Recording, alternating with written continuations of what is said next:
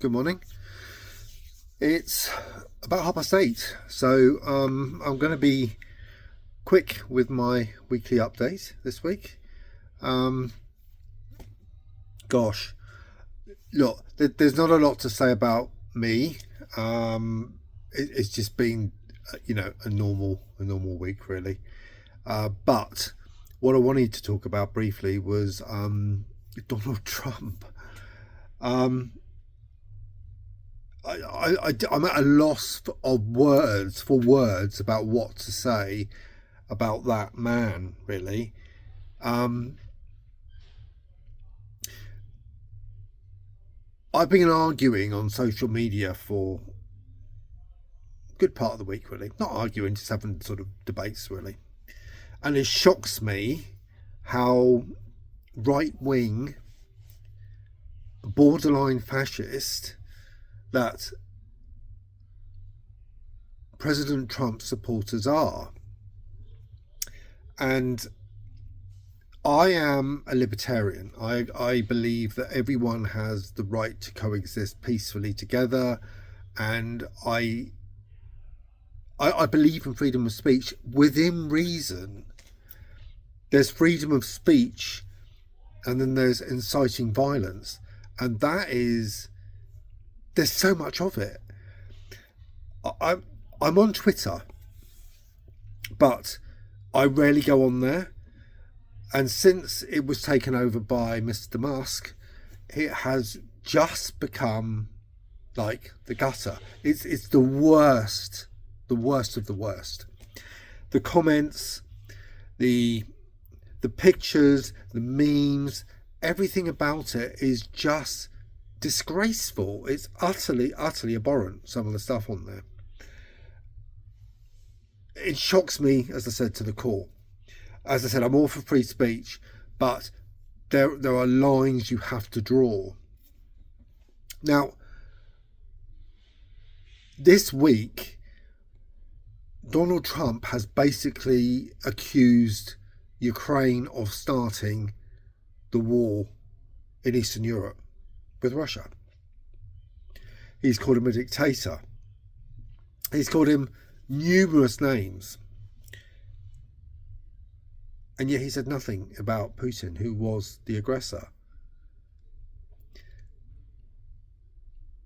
We are living at the moment in a really bizarre world, and I think I've had this conversation on a number of different occasions, and it's as though the world as we knew it has been turned upside down on its head, and it really does feel like this planet has changed out of all recognition, and it's because of one man. I'm not American. I didn't vote for him. I'm at a loss, I'm aghast to understand how Americans did vote for him. It's unbelievable the things that man has done, continues to do, yet still holds the support of a significant, I guess, majority of Americans. Now, I wrote a post on Instagram about the way I felt, and one of my family from Philadelphia, they got back to me, and they were upset, and not upset with me, but they were upset about what was happening to their country. And they assured me they would never vote for a man like that, and how the country was turning exceedingly fascist, and freedom of speech was disappearing. People were losing their rights, women's rights and abortions, gay rights.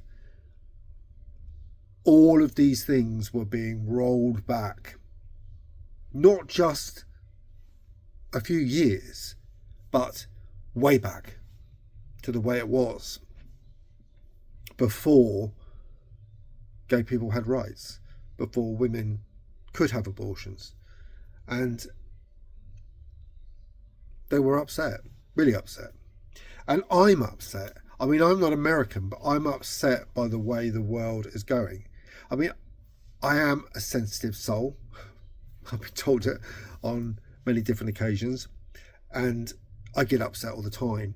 You know, I have customers coming to my shop and they have a little baby, and I actually get quite emotional these days, and I get emotional over the strangest things, and it's just the way I am. I am quite an empathetic person, I suppose. I can't abide violence. Daryl, my other half, it constantly annoys him that I can't actually watch a film. I was going to say a video then, but we're not in the 1980s. But I can't watch anything with violence in. Violence or blood. I just cannot do it. It upsets me. It would give me nightmares, and I wouldn't be able to sleep for weeks on end, and I just cannot do it. And that's always been the way. I kind of, as somebody once said, I kind of live in this hearts, flowers, rainbows, unicorns world, and that's the way I like it. And you know, I like to surround myself with nice things that make me feel good. And yeah, it's just the way I am. So when the world goes to pot and the world turns blatantly evil, it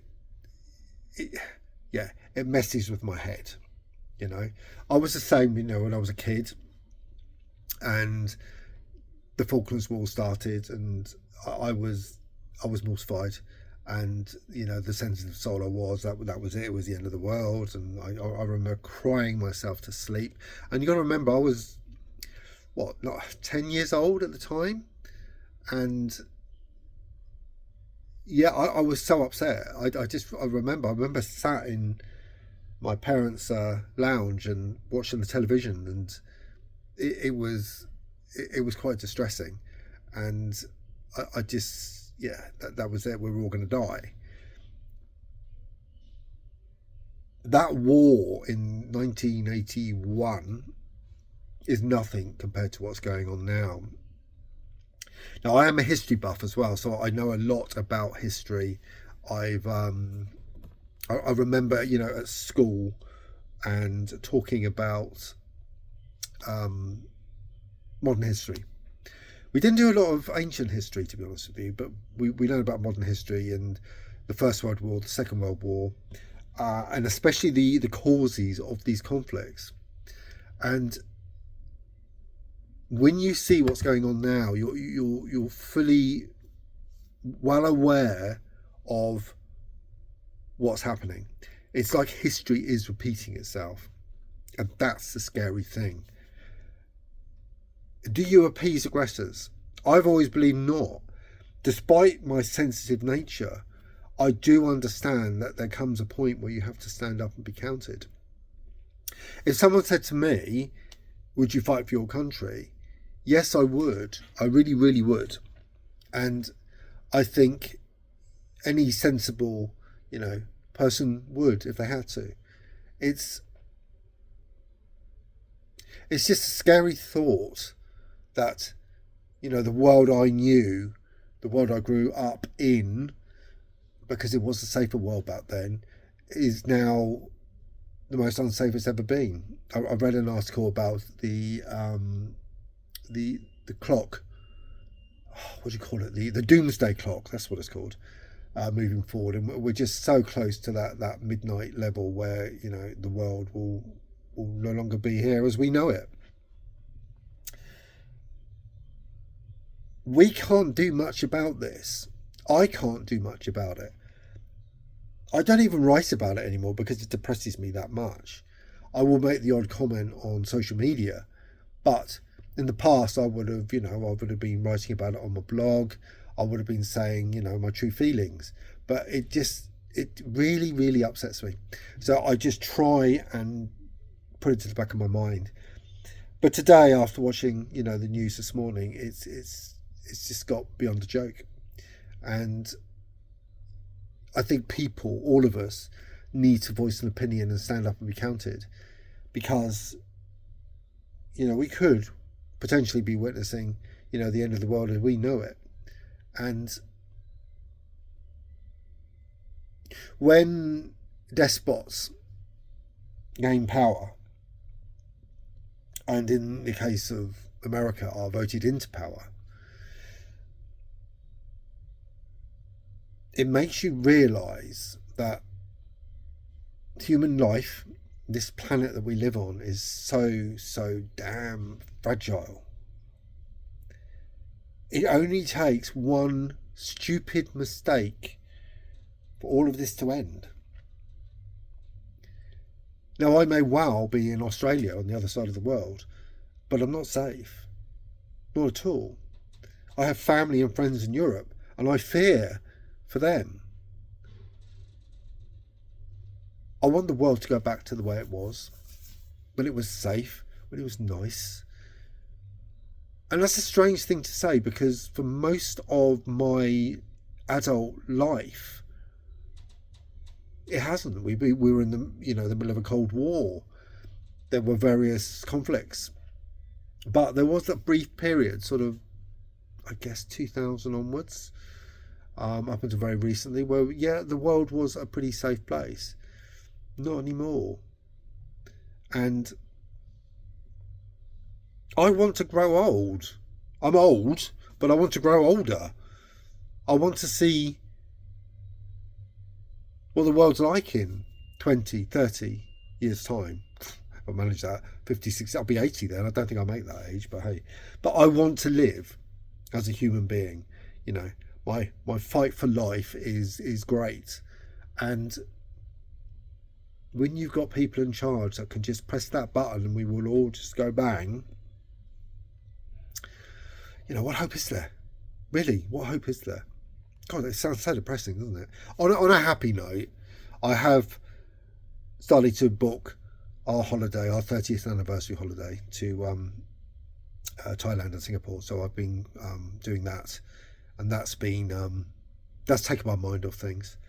So I've managed to book the flights, got a great deal on those, because I'm booking 6-7 months in advance, and trying to sort out the hotels in Thailand. The ones in Singapore are so expensive, but you know, I've got to do it, and we are there for 4 days.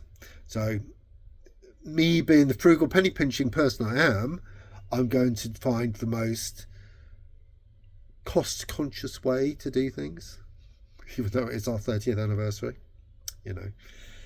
So if we're all here in 7-8 months time, we will be going to Thailand and Singapore and celebrating our 30 years together, and that is something to look forward to. It really is. And there's not much to look forward to in this world, I have to say, but you know, celebrating, you know, a milestone in our lives, mine and Daryl's, is a good start, certainly for us. So anyway, that's what I want to say this week, because you know, it's not been an eventful week.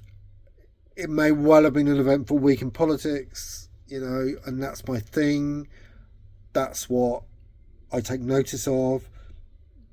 That's what plays in my head and makes me depressed and down, and you know, I say these things on this short vlog, and you know, it gives me something to talk about anyway. So anyway, all look after yourselves. Ciao for now.